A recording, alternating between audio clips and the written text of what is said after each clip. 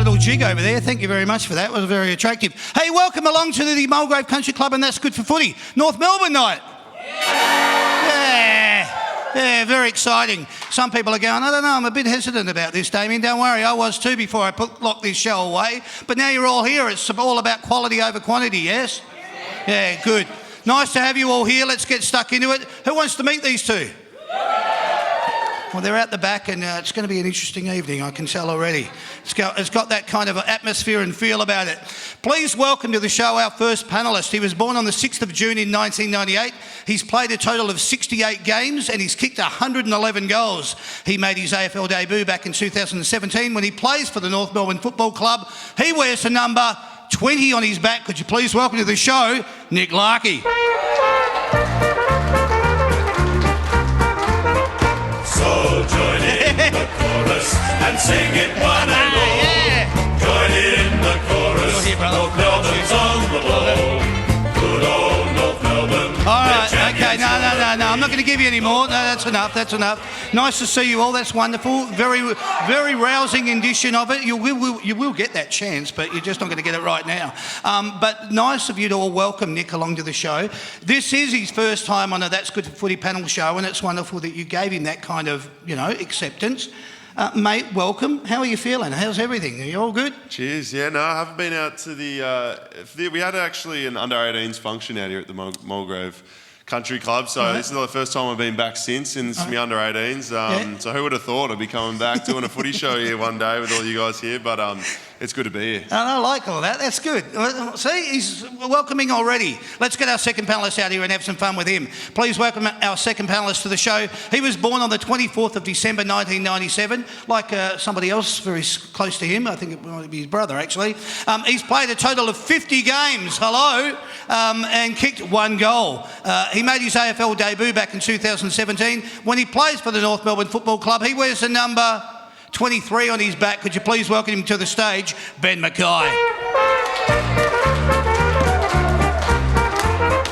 So join in the chorus and sing it one and all. Join in the chorus. North Melbourne's all right, I'll let you go. Come on. Good old North Melbourne, they're champions, you'll agree. North Melbourne is the team that plays to win for you and me. All right, wonderful. Thank you, everyone. Nice of you to get involved. This kid over here, he's having a fat time. I love it. You keep going like that all night. We'll be happy with you. First time here for Ben Mackay as well. It is Ben, all right, not Harry, all right, just so you're familiar. First time on the show. Let's, before we go any further, let's all stand up. I want you to get an idea of how tall these boys really are. Let's all do this. Have a look at them, would ya? Huh? Wow. Hey. Handsome looking roosters too, by the way. When you get your photos over there later on, we're not bringing out any milk crates or anything like that. You're going to just normal stance for everybody. But welcome to the show, Ben. Great to have you here. Thanks for having me, mate. I'm excited to make my debut. Yeah, how is it? It is a debut too. Like an old man into a warm bath. That's what tonight's going to be like. So let's get stuck into it. Let's do it with our first little segment. It's called Who Are You? All happens here, boys. So I'm just going to ask you a series of questions. It's a random thing. You just come back in with your answers. As I said, it doesn't have to be, I'm going first or I'm going second. You just give it to me how you see it. Here's your first question, right? At school, what sort of a student were you? Not great. Yeah? I didn't love school. Right. I loved sport. That was pretty much the only part of school I enjoyed. Yeah. Year 12 was fun, actually, when we sort of saw the end of your schooling journey. I think that was pretty fun, sort of celebrating everyone, but didn't really love school, mate. But Give us an indication about report cards at school, what they like. What did they say down the bottom? I was always a pretty respectful and quiet kid, but it didn't really work too hard, mate. But dancing around the point a bit there. Yeah, I was okay. Serviceable. Okay, all right. So it was serviceable. I like that footy term as well. Give us some indications. What did your report card say, and what were you like as a student at school? Straight A's. Yeah.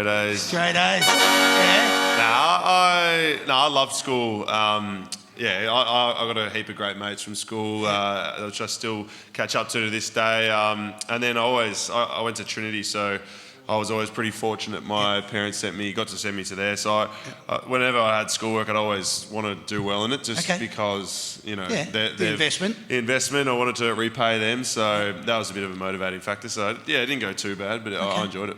Yeah, good. Growing up as a kid, would you catch up with friends and go down to the local park and have kick to kick? What sort of pastime were you? What was your introduction to football like in that respect? And how passionate were you about your footy then?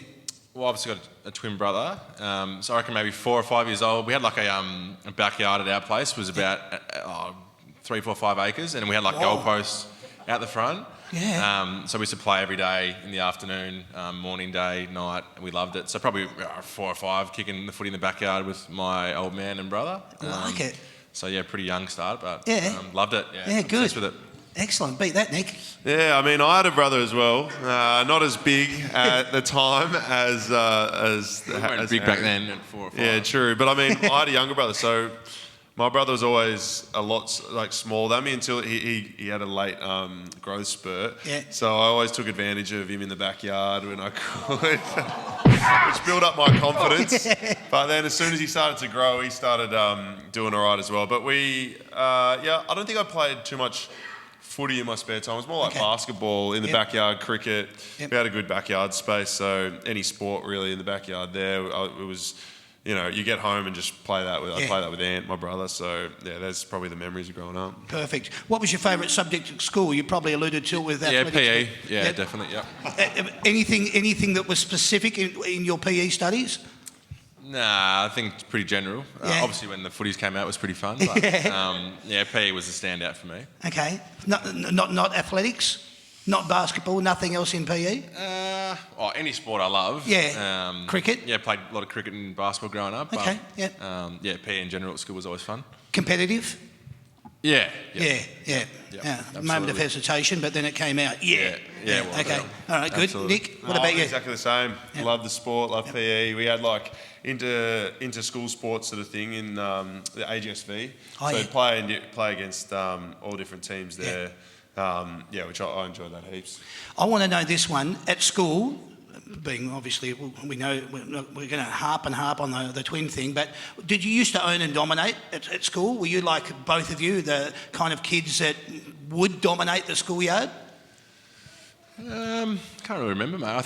Probably. I think we're pretty talented sportsmen back in our day, especially junior school. I think we stood out a bit, but I'm talking more about, lunchtime comes, bang straight out in the footy field. I reckon we got some memories. We played markers up, I reckon, with everyone from school. That was pretty fun, especially in junior school when you can get away with a bit more. But I remember those memories were pretty fun. Yeah, good. What was it definitely. like? I'd be I think my school footy actually got me drafted. So I was like, the footy I played for Oakley Chargers in the TAC Cup. I had some okay games, but I had some good games towards the end of the year. But most of my good games, which recruiters came to watch, were my school games. Okay. And I was able to play some good footy there. But I always loved playing Jack in the Pack at lunchtime because I was probably the tallest and most coordinated with the hands there, so it made it pretty easy. How high were you at school? Like, what height were you at say, year 8, year 9? I'm actually I'm not sure, but it would have been too far. I would have been about 195, so I would have grown about 3 centimetres since then. Okay, So I was always quite tall. Played ruck and the key positions growing up. I find the question interesting because we had Aaron Norton on the show the other week and Josh Dunkley, and Aaron Norton used to love taking speckies at school, and he obviously still does when he gets out on the field now. And I used to just say, well, basically Josh Dunkley just go around tackling everyone and stealing their lunch money. So it was just be interesting to see what they were like at school and how they sort of performed. Who did you guys barrack for growing up? Essendon I used to go for. Oh, okay. Used to. Yep. Yeah, obviously used to, yes. Yeah. That'd be awkward, wouldn't it? Go, Bomber! Ooh, yeah. Nick? Yeah, I was Hawthorn, mad Hawthorn fan. Okay. Yep. But yeah, bandwagoner. From day one was there supporting when they hit the bottom of the ladder. But it all just goes as soon as you're leaving. I mean, I remember rolling in day one with the Hawthorn key ring still on my keys at the club. You get drafted the next day, you go in. Yeah. He was quick to take that off. Yeah. But, it was the Hawks. Oh, how cool is that? Hey, going back to your first game, you've just been told you're playing this week. Who was the first person you told and what was their reaction? I got told out on the training track. I think Brad Scott came up to me and said, "You've been going okay." I think there was an injury that week, so you're playing. So I ran back to the drill we were doing, and all the boys got around me, which was pretty cool. I think there's vision of it, which is pretty cool. But I think I rang Mum and Dad once I got off the track. They didn't do, these days where they do they film it. Video film. It wasn't like that back in 2017. So I'm glad that it doesn't I understand. happen. What was their reaction like though? Oh, I think they were just pretty proud, pretty excited. I'd been going okay in the VFL at that stage, so I think there was an injury or two before that. So I think they were pretty happy. It was up in Brisbane, so they're happy to get out of Melbourne and enjoy some warm weather. How cool is that? All right, Nick, what about you? Yeah, well, my first game, it came in my first year, so my first game wasn't great, but the lead-up wasn't great either, actually. I played half the year in the VFL and then I got injured. I had some bone bruising in my knee, so I missed 4 weeks. And then a spot opened up in the side because my form had been all right in the VFL. And Scotty said, called me into his office, said, "You're playing." And I think the first person I called was my parents. And just to tell them, I couldn't believe. I was always sort of like, I thought I was a 50-50 chance to get drafted. So I was like, that was awesome for me to get drafted. And then the thought of playing in my first year was huge as well. So I was just elated. And then it's a bit of a crash after the first game. Wasn't the best, but back to reality. Yeah, exactly. But, I hear. Okay. Hey, this is always a good question I like. What was the emotion like for you when you put the jumper on for the first time, the North Melbourne jumper? You're not a fan, you're not a supporter. This is you. You're whacked on the jumper. You're going out representing the club. What was that emotion like? Yeah, it was special for me because I was in my second year, so I had to wait quite a while to debut. So it was up in Brisbane. It was around 23, and it was obviously a pretty proud moment. They allowed my partner and mum and dad into the rooms to witness the jumper presentation. So the day itself wasn't great. I got concussed, got knocked out, and went to hospital. So wasn't a great day. Passed right over that bit. We won, which was great. And all I remember was I told the ambulance or the paramedic or whatever, "Can I just sing the song?" It was about 10 minutes to go in the last quarter. I was like, "I kind of sing the song," and they were like, "Nah, you're not in a good way." So that's all I remembered of it. I just wanted to sing the song and get that off the back. Oh, how cool is that? I was in hospital. That. That's very nice. It was a good day, but it also was a pretty tough one as well. Yeah, wow. Oh, thanks for sharing that part. Yeah, good. Nick, please tell us more. Well, I was. It meant a lot to put on the jersey because when we got to the club in our first few years, we got taught about all the North Melbourne history. I didn't know too much about North Melbourne before I got there because I obviously didn't follow them, but there's such a rich history of the club. And Anthony Stevens and Greg Ryan, old property steward at the club, they do some history lessons for us. And I think that really rang true with me of the meaning behind the jersey. And you're not just putting it on and representing yourself, you're representing everyone who's been before you, everyone who's played for North Melbourne. Gave it a crack. So the actual moment of getting the jersey was awesome. That's brilliant. But the game was, I remember, I've told this story a couple of times, but obviously I had about 8 touches, but no disposals. So came off the ground knowing full well I hadn't, recorded a disposal, and I was sitting in the change room. It was pretty flat. Family was all there and stuff, outside waiting. And Mason Wood, who was injured that week, who I came in for, came up to me next to me. He's like, "Lux, filling up the stat sheet, aren't we, mate?" And I was like, "Oh, far out. Do not need that." But didn't Scotty say something like, "It was one of the best games I've seen without getting a disposal" or something? Yeah. Said that in his presser. That's the only way you could defend me. But how's that? No way. Did you guys used to collect footy cards at school? And if you did you or can you still remember the first time you saw you on a footy card? I think I used to, not religiously, but a little bit. Okay. I can't really remember what the first time I saw myself on a footy card, but right. I suppose it's a pretty cool moment. I suppose when you're growing up, you have your idols on your footy cards, and then you're on one, which is pretty cool. So absolutely. Yeah. What about you, Nick? Yeah, I did collect footy cards for a couple of years there. I had I was mad collector in 2008 when the Hawks actually won the flag. Right. So I have every single Hawthorn card framed in that somewhere tucked away under the house or something. So if there's any collectors out there that want to put a bid in on that, it might be worth a bid. I don't know. But I used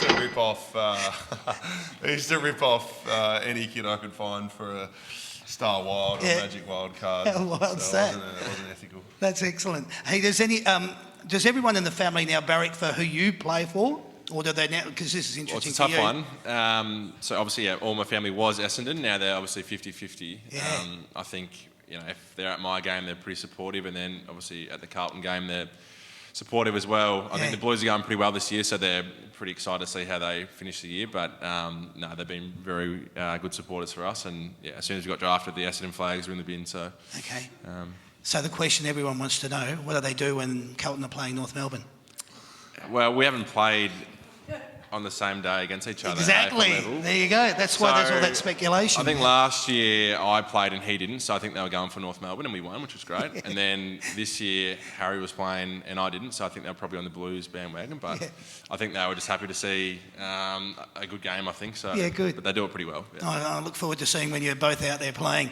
Nick, what's the situation with you, family-wise? Yeah, they're all North Melbourne now. Okay. I was sceptical about my brother, who was a mad Geelong fan for ages, and I reckon even the first few years when I was there, he was still barracking for Geelong.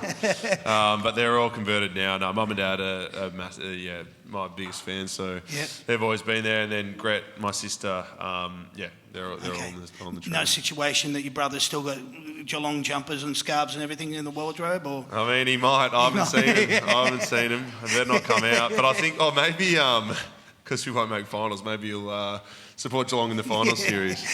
Well, that's a nice thing to do. Hey, can you remember your first day turning up to the club for training? What were you thinking? Were you nervous? Were you anxious? What was the situation like for you? Yeah, I was. I think I got drafted with Farron Ray. He was a rookie as well, and we introduced ourselves to the club. And there was a training camp in America, and I stayed in Melbourne, and I trained with the older boys. And it was me and Farron Ray on our first day at the club, and it was pretty intimidating. But he was a really good fella and sort of calmed my nerves a little bit. Cool. So yeah, obviously pretty daunting. I mean, these guys you see on TV, like in my first year, I had Boomer and Drew and Dal and Spud, so we had so many stars, and that was pretty eye-opening seeing those guys that you sort of watch on TV, 6 months before, and then you run around with them. So it's pretty eye-opening sort of couple of days. Yeah. Question I wanted to ask: did you know where to park? Was it a situation of going, Mate, I hope I'm parking around Arden Street's terrible. There is no car park. Really. So I think I got dropped off, so I was pretty lucky. But cool. I certainly came to realise it wasn't parking around Arden Street's terrible. So. It's funny, I always think, you turn up for your first day and they go, oh man, no, I wouldn't park there. No, that's like, such and such parks there. We've got that in the theaterette where we do our meetings, so everyone has their certain seats. So whenever there's a new draftee come in, some of the boys stitch each other up and say, oh, sit there, and it might be my spot, for example. And then I walk in and then it's all a bit of a laugh. So certainly like that in the theaterette, but not in the car park because we don't have one. So. Yeah, cool. I like it. That's what I was after. What about you, Nick? Yeah, I was nervous. Yeah. I did drive in, somehow found a park. But I remember rolling in and just, all you want to do when you get drafted is just, all I wanted to do was earn the respect of everyone around us, just through, and you only can do that through training and, through how you play and how you want to learn and the how you want to grow in the club. Your skills and your craft, I was just, and obviously you can't get that straight away. So I was just wanted to be as respectful as I could. I was lucky in my year. We had a heap of blokes drafted in the same draft. There was about 8 of us. Okay. So there was heaps of boys in the same boat, which made it pretty smooth for us. I think there's only 3 of us left from that draft. Wow. Now, but right. I certainly had some good friends in that draft, so it made it good. But it was more about earning respect of everyone around us. And I know that you go out there with wanting to put your best foot forward. And I've had players on here who I've asked the exact same question. They've gone, I went out and then I ended up tripping over and I looked like a bit of a fool, and I was embarrassed by that. And so you put a lot of expectation on yourself, is where I was going to with it. What's the biggest crowd you've ever played in front of, and what was that feeling like when you went out into the field? I think it was only a few weeks back against Collingwood. Previous to that was 40 odd in over in Perth. I think there was 45 or 50 at the Collingwood game. So obviously we don't play in front of huge crowds, but anywhere above 40 is normally pretty loud. Under Marvel, it always sounds a bit louder than what it is. So for sure, we play a lot of games under Marvel. So I think it's 45 is my biggest. And just to ask you off the back of that question. Are you the kind that draws inspiration and motivation from that? If there's a lot of people in the crowd that I think so. From that, you draw I remember in 2020 when I sort of found my way back into the team up in Queensland, and there was basically no one at the games, and didn't quite feel right. And then last year and then this year, having the fans back, it felt like AFL, or the atmosphere is what makes footy, I think. Absolutely. So, it's been great to have everyone back in the stands, and compared to 2020, it was pretty different. So yeah, for sure. Nick? Yeah, I'm the same. I'd say probably the other week, about 45, 50. Not too... I haven't played in front of a massive crowd, but I mean, it just comes when the better we get as a team, the more fans, more people are going to turn up. So it is on, as much as, everyone wants to play, all of us want to play in front of big crowds, like, you can earn it by winning, games, playing good footy, footy people want to see. So hopefully in the future, there's plenty of games with packed houses. Yeah, good. A question that I want to know, honest to God answer. If it was your choice and not the coach's, what position would you actually like to play? Or do you think best suits you?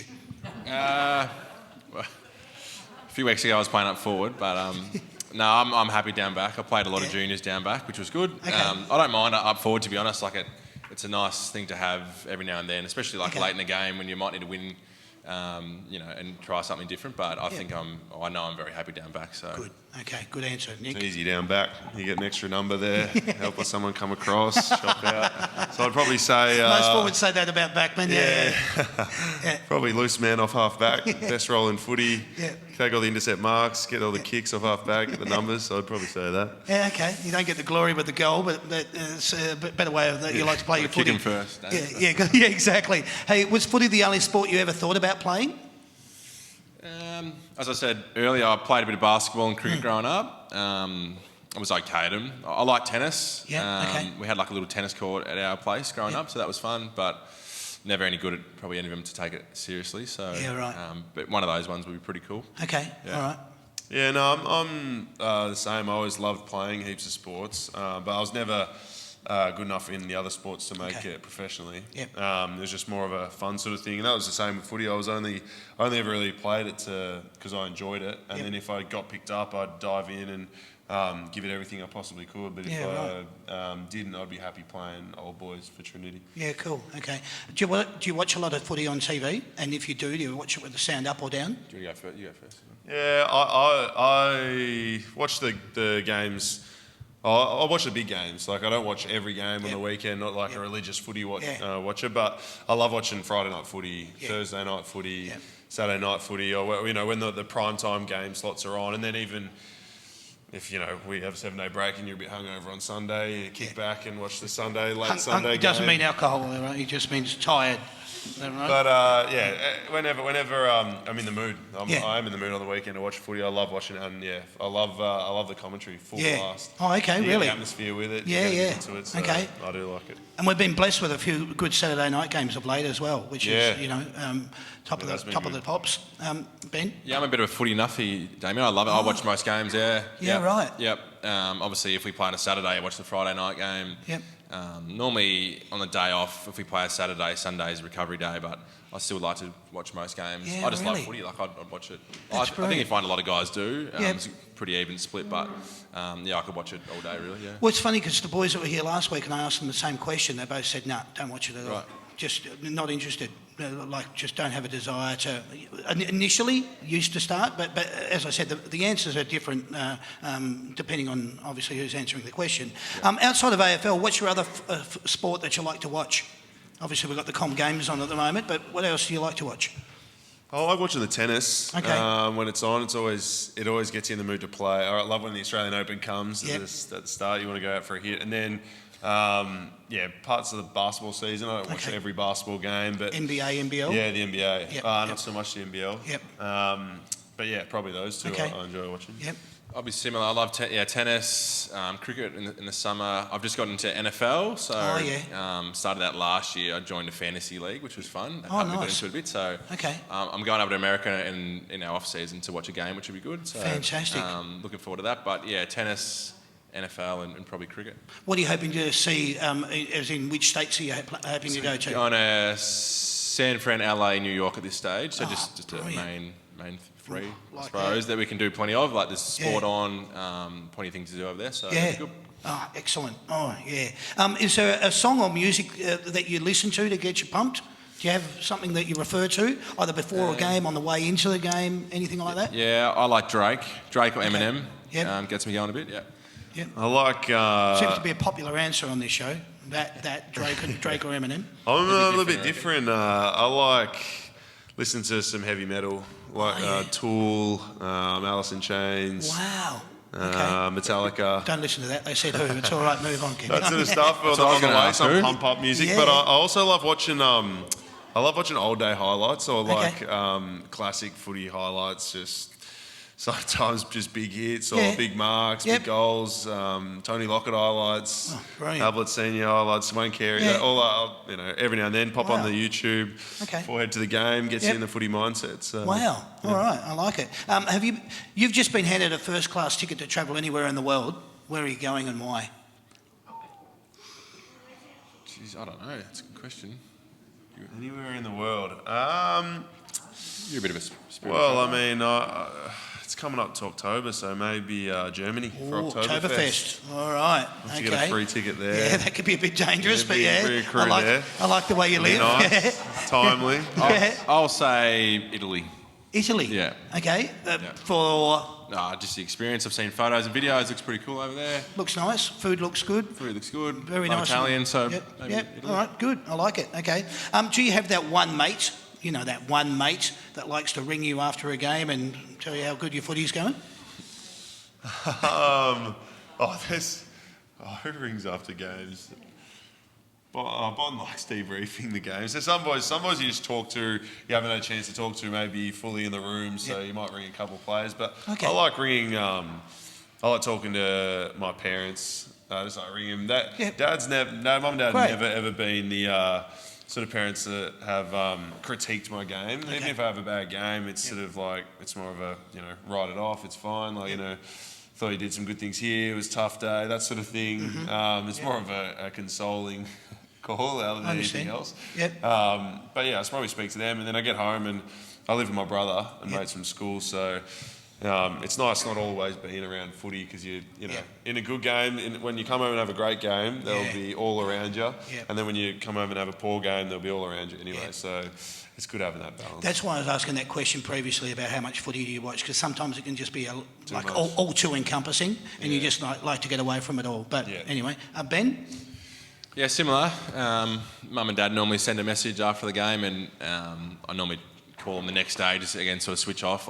Don't try and talk to too many people after. I live with a couple of the teammates, Charlie Lazaro and young Miller, who's in his first year. But other than that, I try and switch off from speaking about the game because I'm a pretty in-depth sort of thinker, so I already know what's happened. So I like to give myself a few hours until the next day to sort of debrief with my close ones. Yeah, I get it. What about interstate travel? When you've got a game and you either got to go to Brisbane or you've got to go to Perth, what do you like with travel? Do you need to take your own pillow?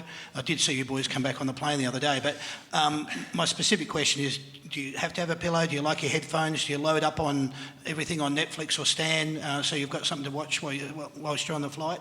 You need leg room. You're both 6'4", 6'5". What sort of requirements when you're travelling? Well, we usually get the business class seats, me and Benny, because we are a bit tall. They give the bigger boys some extra leg room or the exit rows. So, no, I usually conk out on the plane. Something about the noise, the humming of the engine just puts me to sleep. Really? So I don't actually watch too much, and if not, I'll just listen to some music with headphones. But I don't, not a big movie buff on planes. Okay, all right. Yeah, me either. I normally probably a podcast. Depends where we go. I mean, if it's just to Hobart, maybe just some music. It's under an hour. If we went to Darwin earlier in the year, that was I think 4.5, so that might be a movie. But normally a couple of podcasts and just relax a bit. Okay, but you take your own pillows? I personally don't, no. No, I don't. I think there's only one bloke who takes pillows. That's Aidan Block. Youngie? Yeah. Oh, Youngie take his own. Yeah, Youngie and Bales, is it? Maybe there's a couple. Yeah, all right, precious boys. Okay, I get it. Couple of little, multiple choice, okay? I'm going to go with these three. Do you, of any of the following things, infuriate or frustrate you? Waiting in a queue, being stuck in traffic, being put on hold, waiting for a green arrow at an intersection, streaming service or internet buffering, or waiting for the microwave to finish? All the above, I reckon. All of the above, yeah. Probably Yeah. mine's traffic. I hate traffic. Hate traffic, Yeah, I yeah. get a bit of I'm a bit of a hothead in the car, but Okay. probably that, mate. Yeah. All right. Yeah, no, all of them. All of them. All Yeah. of them. I hear you. Either way. Yeah, you don't have to sell it to me, I'm sold. You have to choose one of the following, all right? These are life moments. Your partner is giving birth for your first child. Your best mate is getting married on a yacht in Monte Carlo and he's shouting you an all expenses paid holiday. You're playing in an AFL Grand Final, or you've just won an access all areas pass to see your favourite band on the planet. Oh. Which one are you choosing? We both got partners, so we better be careful here. Yeah. It's all right, they won't see this. It's probably a dead heat between the kid and the grand final, I reckon. Okay, good. Well, very nice. I mean, Diplomatic answer, I think. you can always have another kid. Touche. I'll always have another grand final with the best band. Yeah. No, I'd be there. I can't miss the birth of your child. No. I'd be there. Okay. What are you kicking me under the table? That's all right. Okay, yeah, I get it. No, well done. One of the following is placed in front of you. Which one are you eating? A cream bun, meat pie, custard tart, vanilla slice, glazed or cinnamon donut, or chocolate? Glazed donut. Glazed Krispy Yep. Kreme. Meat pie. Whoa. Ladies and gentlemen, put your hands together for the boys, please.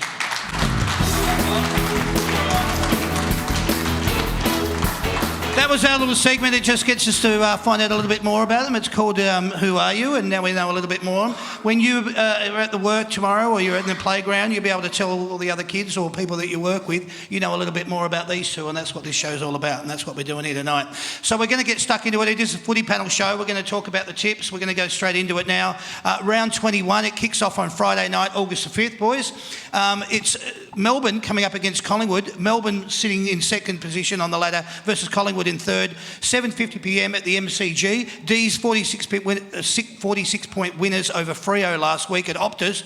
Good win, firming their finals credentials. Fritsch and Pickett with 3 each. Pies 6-point winners over Port. Jack Ginnivan with 3. DeGoey back into the side with 2. Who do you think is going to win this game? It's going to be a crackerjack game, MCG, Friday night, 85,000 maybe. What do you think? I'm going to go Melbourne just. Okay, yeah. I think they were pretty good last week. Collingwood have played in a lot of close games and they've Haven't won, they? which is good for them. But Yep. I think Melbourne might just step up their game as Yep. we conclude the home and away season and get the job done. Great. I reckon the Pies. Oh, I reckon okay. it'd be a great game, I think, as well. I'll be watching that for sure. Yeah. But what have they won 10 in a row now? Yeah. So I think when I can't imagine what that'd feel like. But I would say that if you have won 10 in a row, you'd feel like you can knock off anyone. Yep. And Melbourne, obviously, a great side, but yeah, I'd say the Pies when they're hot, the hot Pies. Yeah, it's going to be a crackerjack game, I agree. Saturday, August the 6th, let's go to this game. It's Hawthorn in 13th position versus Gold Coast in 11th. It's at 1:45pm down in Tasmania at UTAS Stadium. Hawks lost by 12 points. Gold Coast 3-point winners in a tight one over West Coast. What do you think here? Down in Tassie, Hawks versus Gold Coast. Even though it is in Tassie, I reckon Gold Coast are a pretty good side this They are. year. They are. Can they still make finals? If they win every game or not? Well, there's- I think they have to wait on a few other results as well. Exactly. I'd say they wouldn't Yeah. leave any stone unturned. Yeah. So I go the Suns, they're pretty good. Yeah, good. Yeah, same. I'll go the Okay, Suns. excellent. Let's go to this one, 2:10pm at Giant Stadium. GWS in 16th position versus Essendon in 14th position. 2:10pm, as I said, Giants lost by 73 points. The coach says it's hard when some of your players have already checked out. Essendon were 48-point winners with Jakey booting 5. What do you think here, GWS versus Essendon?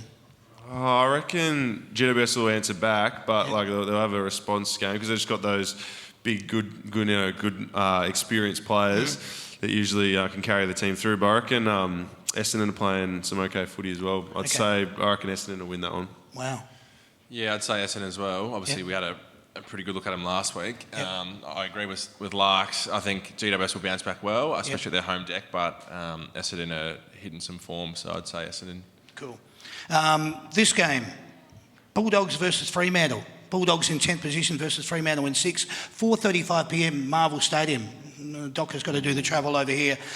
Dogs lost by 28 points to the Cats. Freo lost by 46. Big game for both clubs. Dogs needs to win to keep them alive. Freo can't afford to drop this one either.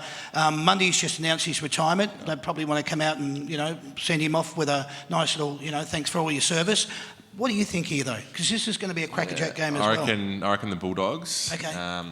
I think they'll be okay in Melbourne. I reckon if it was in Perth, I'd say Freo, but okay. Freo been a bit up and down for my liking, I reckon. So I'm saying the Dogs in a pretty close one. Close one, all right. Yeah, I'd say Freo, just because I get it done for Dave Mundy, I reckon.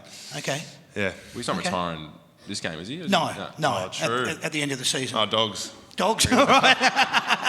Stuff him, it's not that important. They're getting one win. Yeah. He's got another 2 weeks. They'll play finals anyway. Play finals, true. Yeah, exactly. The Dogs. Yeah, all right. Let's go to this one. It's Port Adelaide in 12th position versus Richmond in 9th. 7:10 p.m. at Adelaide Oval. Port lost by 6 points. Tigers in a 42-point turnaround. Got across the line to win by 7. Grimes out at the moment with a serious hammy. Congratulations to Titch, Shane Edwards, for chalking up his 300th game. What do you think here, boys? In Adelaide, Richmond coming up against Port. It's tough. These two always have good games, I feel. Yeah, and Port Adelaide have been pretty unlucky for a lot of games. They lost close games. Yep. I'd say the Tigers, though, they'd be pushing to make finals. They got Lynch back. Yep. It was pretty good last week. So, yeah, I'd say the Tigers.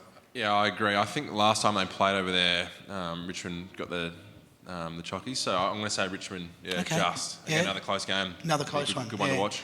This one will be good. Down at Alphabet Stadium, GMHBA, 7:25 p.m. It is. Geelong in first position up against the Saints in 8th. Cats were extremely good. They are a complete package at the right time of the year. Everyone's firing. Stewart comes back in for Selwood's 350th. They were looking very strong. Saints 12-point winners as well. Hanbury back into form with 27 possessions. Good to see such after a long period on the sidelines. What do you think here? Cats? I reckon the Cats will smoke them. Yeah, too easy. All right. Bad luck, St Kilda supporters. We wish you all the best. Sunday, August the 7th, this game, North versus Sydney. We'll talk about that in a little bit further detail shortly. We'll jump straight over to this game, 2:10 p.m. at Optus Stadium. West Coast in 17th versus Adelaide in 15th. I think they're playing for the I Can't Give a Stuff Cup, which should be interesting. Eagles went down by 3 points. Crows had a great win against the Blues, winning by 29. What do you boys think here? I reckon West Coast will win. It's JK's last game, so I think they'll get it done for the big fella. Is that his last game, or will he be retiring? No, it's his last game. That is his last game, yeah. He's a really hard opponent. He's probably one of the hardest I've ever played on JK. So yeah, right. He's a good fella as well, so wish him all the best. Yeah, absolutely. So it's at Optus. Optus Stadium in Perth, yeah. Oh, I reckon Adelaide. Yeah. I reckon Adelaide will probably... Yeah, I don't know why. I just got a feeling. Nothing against West Coast. Well, they seem to get, strangely enough, the tackling pressure from Carlton last week against them just didn't seem to be there. Adelaide were real good last week. Yeah. Tex is playing pretty well. Yep. They got some good mids playing well there. So I just got a feeling. Yeah, okay, good. Don't bet on it, anyone, all right? But we're just telling you, he's got a good feeling. But sometimes when you get a sniff, you go for it. 3:20 p.m. at the Gabba. This game, Brisbane in 5th position versus Carlton in 7th. The Lions will be disappointed about losing to Richmond, but they continue to lose last quarters. They just don't seem to be able to defend their leads, which is a little bit disappointing. I know that Fags would be pretty disappointed about that. Carlton, on the other hand, if they want to play finals, they don't want to drop another game over the next 3 weeks. The game we now want to discuss, we'll get into very shortly, but Brisbane versus Carlton, what do you think here? At the Gabba, is it? It is at the Gabba, yeah. A day game, 3:20 p.m. I'm going to go Brisbane. I'm going to text Harry. Up there. I think it'll be a good game. I think Carlton will give it everything. Yes. I don't know. They might just start creeping into their mentality, maybe, the Blues. I don't know. I'm really looking forward to watching that one. Yeah. I will be playing at the same time. No, I won't. No, you will be, yeah. Yeah, I think Brisbane just. Yeah. This should be a cracker game, Nick. This one should be good. There's some good ones in there. I'd say probably Brisbane, only because I don't want Carlton to win. I want it to be that last game. I want that last game. Collingwood. Yeah. Collingwood to make the 4, Carlton to make the 8, and then you get like 98 or 90,000 or something. How big will that be? It'll be unreal. So Jeez, hopefully the Lions get it done. Yeah, okay. Brisbane, well, both teams have got a lot on the line, haven't they? I mean, they really want to cement themselves with a little bit of finals credentials. And it'd be great for Carlton because it's the first time in years since they've actually been in that position. The game we now want to discuss in greater detail is the one between the Kangaroos and Swans. We'll now do that in a little segment we like to call Tell Me More. Let's do it. guys are really getting into the songs too. I was quite surprised by that. I didn't think you would, but it's great that you are. Let's get into it. Each week we ask the panellists to give their thoughts and opinions on all things happening in and around on football. We're not trying to make or break the news here. We're just trying to get thoughts and opinions straight from the players. Let's do it, all right? This week, round 21, Kangaroos v Swans, Sunday afternoon at Marvel Stadium. Kicks off at 1:10 p.m. Let's discuss it. Swans are looking like the real deal. I've got to start with that. But they also look like a bit of a smoky. I reckon they're probably not on everyone's radar, but they're playing some bloody good football. They're coming off a 73-point thrashing of GWS on the weekend. They have a good mix of experience and fresh emerging talent. Excitement machines like Papley, Heaney, Blakey, that's a name that used to be synonymous down at North Melbourne, Mills, Florent and Warner, with the two brothers McCartan and Rampy down back. You'll have your work cut out for you boys. There's no two ways about that. I want to move on. We want to keep going. Last week you came up against the Bombers, who went in with 7 wins against North Melbourne. The Bombers won the toss. What was Jack or Luke's message in the huddle before the start of the game? Can you give us a little bit of insight? Most players go, I can't remember. I honestly can't remember. I think it was... I don't know. No? I think it was just... I don't remember. Don't make it up. It's pretty similar. You think he's making it up? No, he's not. It was something that we hate these blokes. We don't like the Bombers because there's a rivalry there. There is over the history, but they had the wood on us for the last few games, so we were keen to buck that trend. Yeah, but obviously couldn't work out for us. But something along those lines. Now, I'm going to look like I'm starting in a little bit of a negative nature, but I'm going to go into a little bit of negative and I'm going to come straight back out again and get back into a positive. It's like waves crashing up on the beach. They've got to go through, troughs and so forth to get there. Now, being under the roof, you would expect a fast-paced game. It was bouncing backwards and forwards between the defensive 50 and the forward 50. Viewers of the game will say it was a good game by the Bombers, with Stringer kicking 5. Stewart was a handy inclusion with 3, giving them another target up forward, and Merritt racked up his 38 possessions. Redmond was good down back. Snelling and Hobbs were also good contributors, my opinion. But to be honest, even though they played a good game, it looked much better on paper more than it did actually watching the game. Essendon's ball use admittedly was a lot more effective and constructive than North's was. The thing was, they just made it look better on the day. North went going forward, were kicking either too long, too short or too high on just about every occasion, my thoughts. This gave Essendon's defence time to contest the ball and then run it straight back out again. There were no crummers. If it went over the back or if it was brought to ground, there was no one there to pounce on it. It made the job for players like Redmond, Heppel, Hind and Kelly just a bit too easy for mine.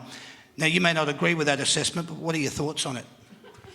I think we had the same amount of scoring shots as Essendon, so our accuracy going forward didn't help us. No. I'm sure all those points are somewhere around the mark, but I think, on paper it probably didn't look great in the end, but we certainly had our chances, so that's how I sort of view it, but I can understand where you're coming from, mate, but I think going forward this week is our...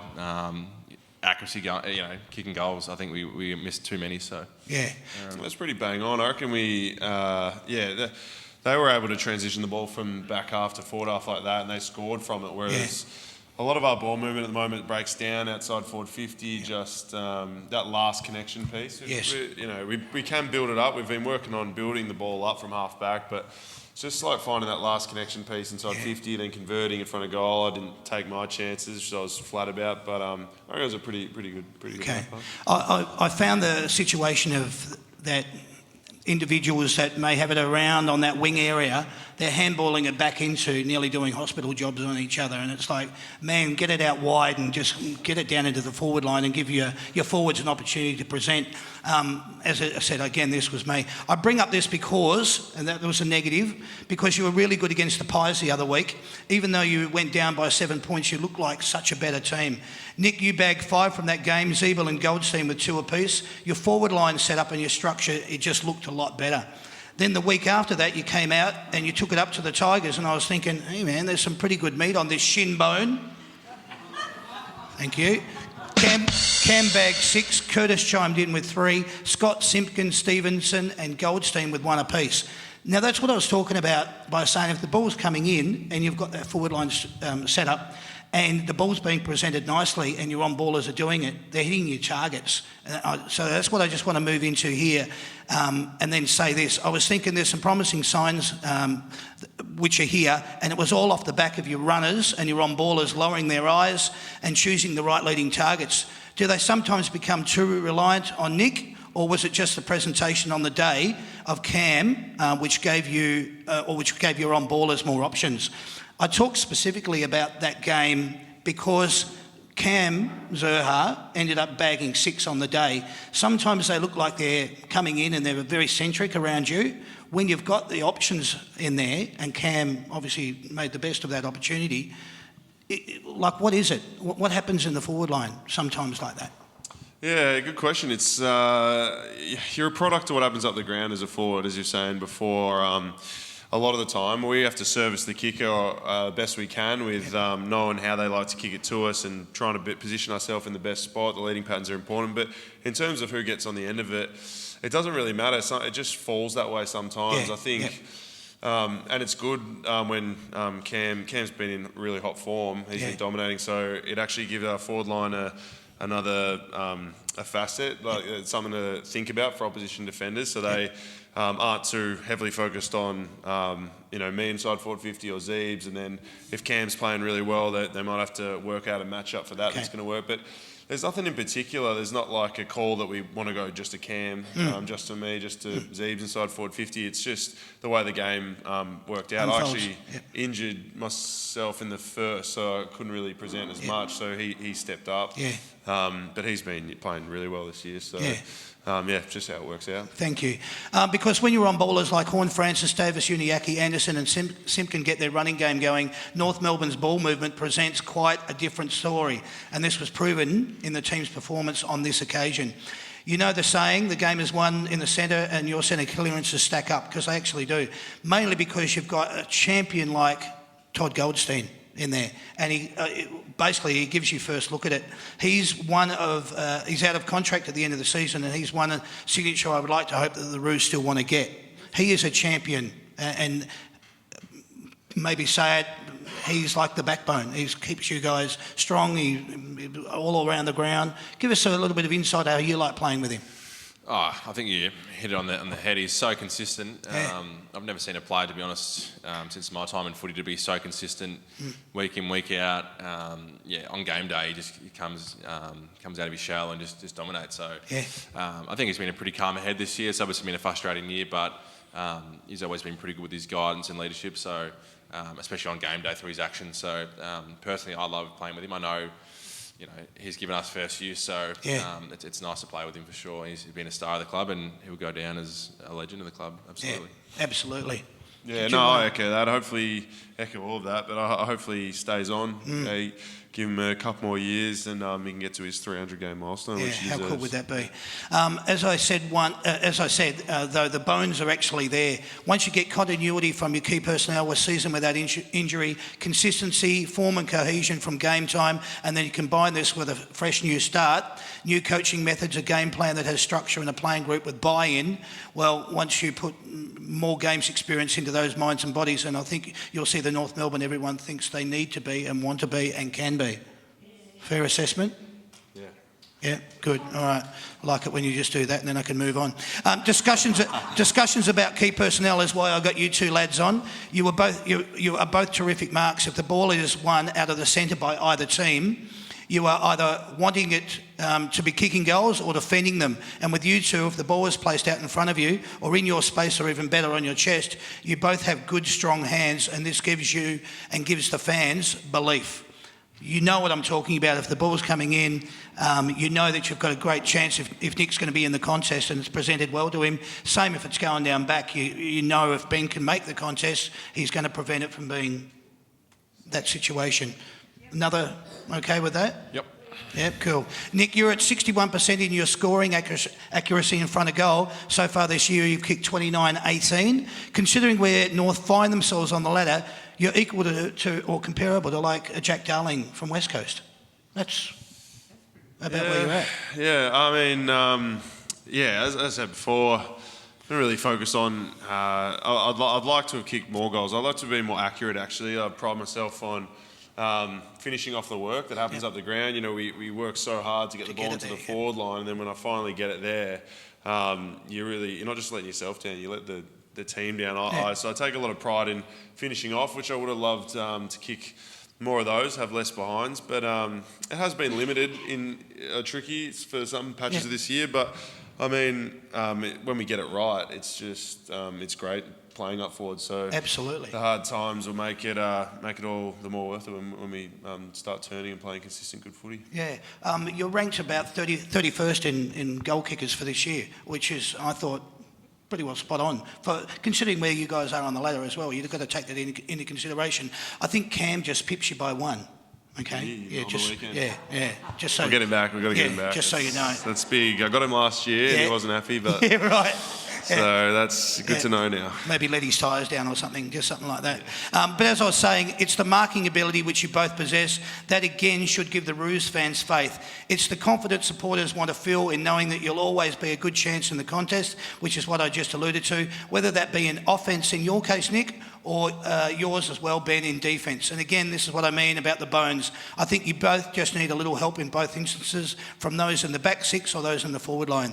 I now wanted to discuss, when I alluded to the fact about a little bit extra help, Cunnington and Hall were big outs for the Roos, but news came through this week. Ben Cunnington, how good's that? How good is that? Nobody's saying at the moment whether it's going to be back through the twos or through the ones. He had to go through skills training today.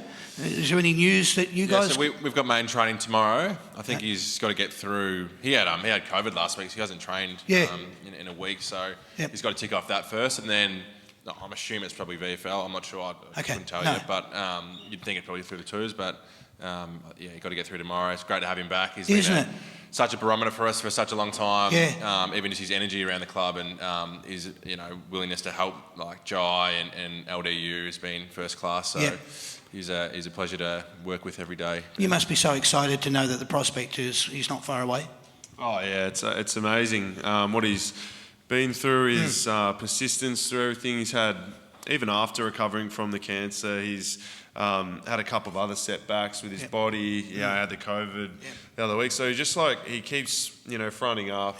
Just the will to want to play and help. He's just always looking to help however he can. He's been mentoring when he's been back, Jai and LD and those boys in the midfield who have stepped up without him. But it's going to be so good. I think a lot of people have forgotten when they've critiqued us this year that we haven't had him. Because he is our best player, clearly. Absolutely. So it'd be great to have him back, whether it's a couple of weeks, next week, who knows. Whatever it takes, absolutely. His health's more important than anything, but it's wonderful to know that he's not far away. Your run home is the Swans this week, then the Crows and Gold Coast. It has not really been the season that you will want to have in your highlights reel, but you have got the chance to finish on a high or put some respectability back into the season for the last 3 weeks. So put simply, where do you think this game will be won and lost when you come up against the Swans on the weekend? Played him early in the year, Damien. It was honestly we should have won that. We lost that game, and that was disappointing. They're obviously going really well.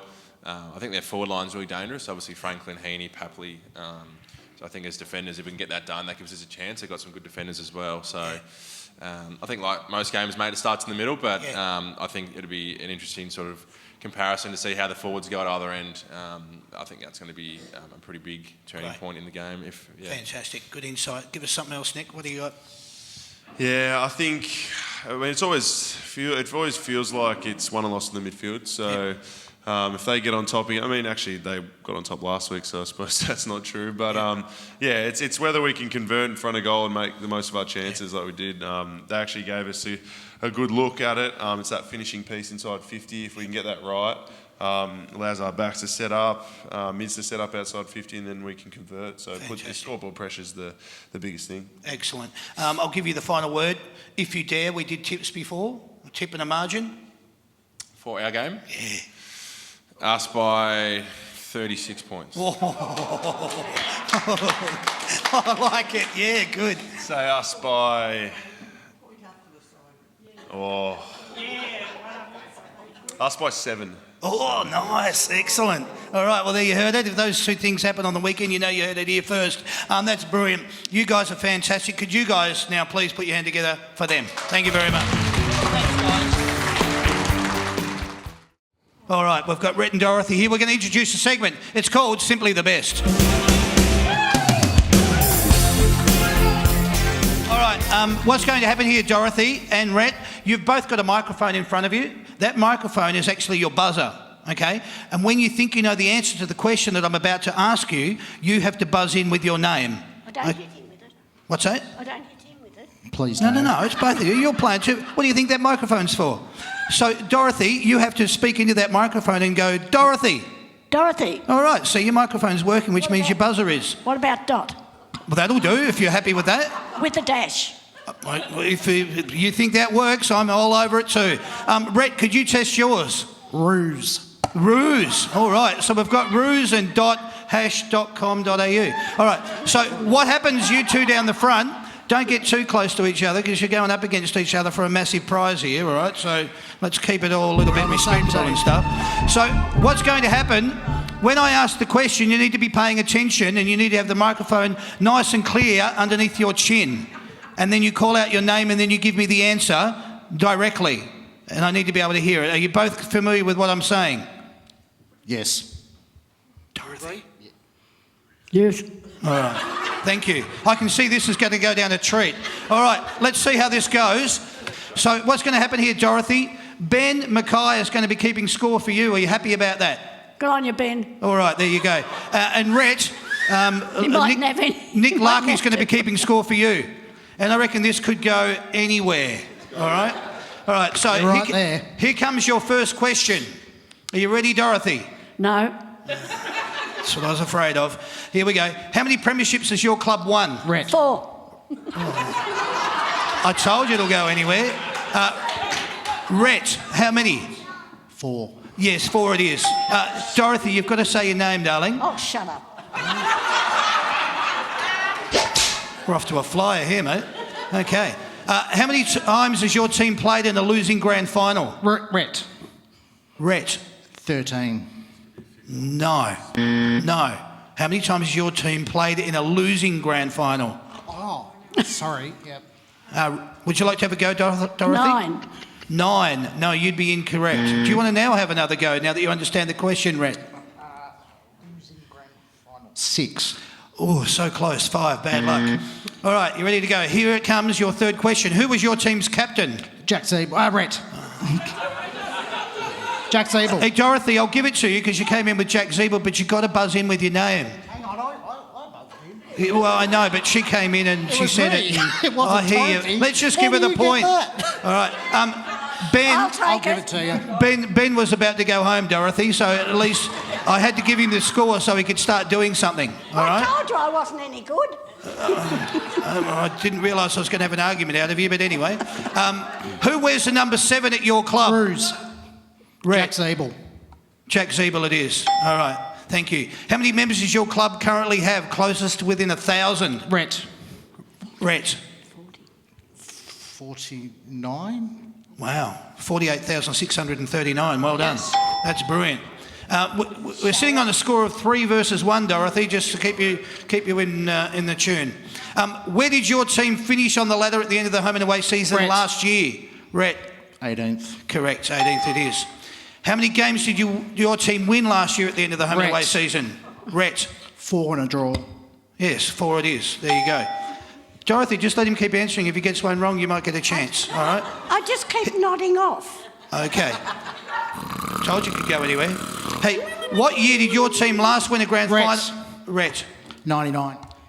And do you want the rest of the question, or that's your answer? Sorry? Do you want the rest of the question, or was that your answer? Well, do I get to answer it again? No, you've just given me your answer. Okay, I'll go with it. 99. Okay, you've gone with 1999. The rest of the question is, and who did they play? I didn't hear the first part. Carlton. Who? Carlton? Is that what you said, Rhett? Yeah. You did? Yeah, you'd be right. Okay, you're okay. You got the point. Dorothy, how are you going down there? Oh, brilliantly. Okay, good. I'm glad I chose you, honey. I could do a can-can. Yeah. That's good. How many points did your Rhett. Yes. 35. Wow, he's good, isn't he? Yeah, 35. It's 7 versus 1, Dorothy. Who won the Norm Smith medal in that grand final? Rhett. Come on, mate, you buzzed in. Shannon Grant. Yes, correct, it was Shannon Grant. This is for 2 points, Dorothy. Guys. 2 points, player and goals. Who was your club's leading goal kicker? Rhett. All right. Go. I presume it's last year. Talking to the microphone, I mate. presume it's last year, and that'd be Larky. Well, is that your answer? Yeah, I'll go with that. I hope. Okay. Do you want the rest of the question, Dorothy? No. Okay. Then it is Nick Larky. You got it. How many goals did he kick? Just for another 6. point. 40. Help us out here, mate. 42. Don't you? That's what I was going to Spot say. on. Got it. 2 points that one was worth. Well done. Aren't you glad I chose you now, Dorothy? He's All our right. next Kerry. He's This is coming for up. 3 points. For 3 points, player, year and votes. Who was the last North Melbourne player to win a Brownlow medal? What year and how many votes did they Rhett. poll? Rhett. 83. Ross Glendenning.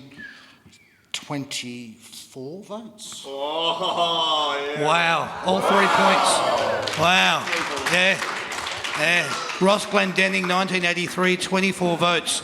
Yeah, I told you wouldn't be friends by the end of this. All right. Here's your chance to catch up. Yeah, I thought you'd find that funny. I'm going to give you 3 North Melbourne players' names. You have to tell me what their combined jumper numbers add up to. Okay? I can't remember my own name. How can I remember that? It is going to be a challenge, I can see. I'll give you the 3 player names. You've got to give me the total. Once you buzz in, though, Rhett, you've got 3 seconds on the clock to give me the answer. Here are your 3 players. McDonald, Luke, Todd Goldstein, Levi Greenwood. 51. Are you going to buzz in? Rhett. Rhett. What a surprise. 51. Correct. Excellent. You got it. Too good. Yeah, Here's your... cheating. They're giving him the answers over there. Okay. Yeah. Yeah, don't argue with her, Jackie. Come on. All right, here's your last one. 3 player names. Give me their jumper numbers combined. What does it add up to? Ben Cunnington. Can't remember. It's a long time since we saw him.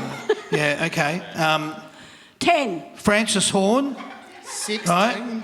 Horn Francis, I should say. I got that mixed up. And Cam Zerha. What's the total? 44. Dot. Rhett? What numbers?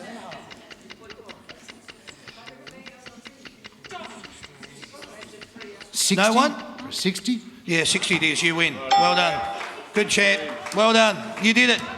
Thank you. Mate, do you like... Considerations. Hey, Rhett, enough of the, let's keep it all clean. It's a family show. Do you like playing golf? No, not really. Great, that's fantastic. You've won a gift pack of golf balls, golf tees, the whole lot. It's all yours. Congratulations. What's that? What's the second prize? A bottle of water. I'll be getting it for you right now. No, there you go. Which way would you like to have this? Put the microphone down. There you go. You were wonderful. You really were. Thanks, Dorothy. Rhett, you were even better. He was simply the best. Play it out.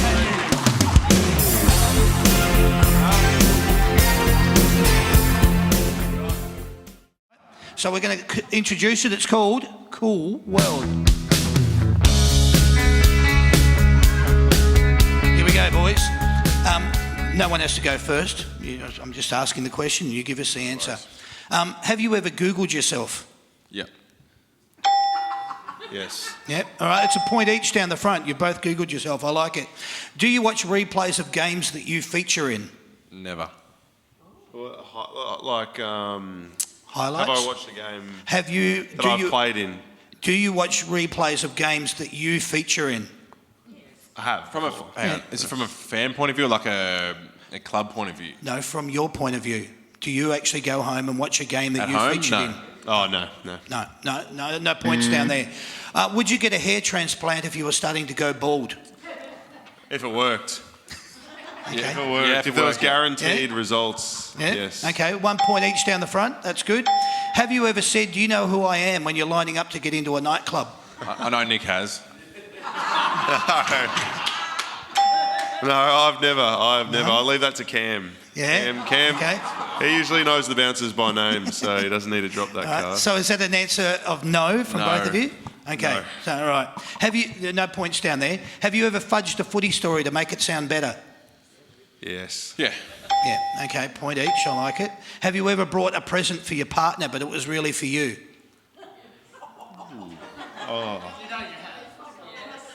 No. No. Nah. No. Ooh, no points down the front. I like your honesty, boys. Have you ever regifted a gift that was given to you? I'm sure I have down the line, yeah. Yeah. Yeah. Yes. Yeah. All right. Point each. I like it. Have you ever pretended to be on the phone to avoid a conversation? Yeah. Yes. Yeah, Yeah, done that. Very quick answer. I like that. Are you on social media more than 4 hours a day? Check my phone, mate.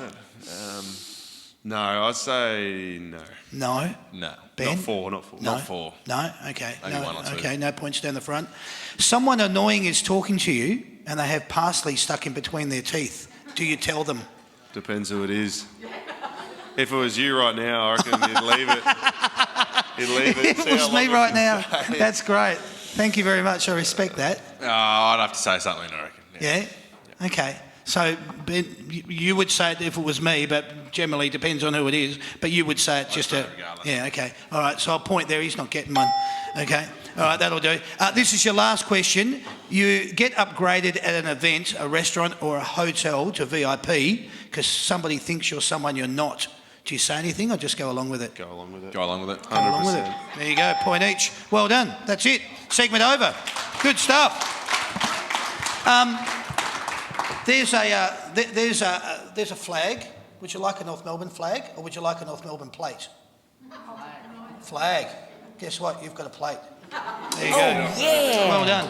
And I'll tell you what else I'll do for you. I know you've got a beautiful North Melbourne beanie on, but that's good for footy one. Oh, you said, oh, do I have to? No, you don't have to. No, it's all right. But thanks, boys. That's it. Leave your paddles down the front. You did really well. Well done. That's all right. Just leave them down there. So I'll introduce a segment. It's called Say My Name. 1 point to you. So how this works, boys, who'd like to go first? Who wants to nominate that? They'd like to... Yeah? Nick's going to go first. All right. Cooper, that means you're up. Yeah. So you've got to keep score here. I'll introduce a segment. What happens to it is 45 seconds on the clock. I'm going to give you the player's jumper number. You've got to give me their Christian name and their surname. Not their nickname, their Christian name and their surname. Okay? 45 seconds on the clock. Your time will start. And if you guys could keep an eye down the front, just to make sure that... Annette, I know you'll be right onto it. You'll look after that. Your time starts with your first one. Ready to go, Sammy? Yeah, let's do it. Okay. Number 11. Luke McDonald. Correct. Number 23. Ben Mackay. Correct. Number 1. Jack Marnie. Correct. Number 25. Or Kane Turner. Paul Curtis. Paul Curtis. Yeah. Pass one, that one. Number 4.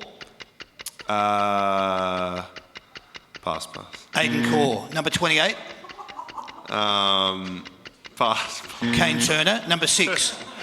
Number 6, LDU. No. Curdy Taylor. Who?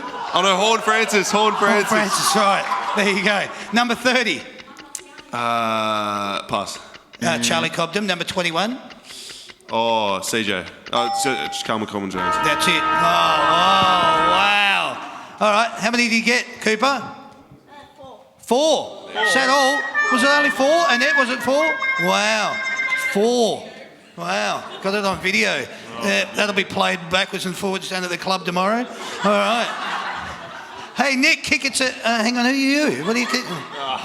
No, it'll be all right. So you're up now, okay? Are you ready to go? Blake, you're going to be paying for Ben. 45 seconds on the clock. do it. We're going to see how we go.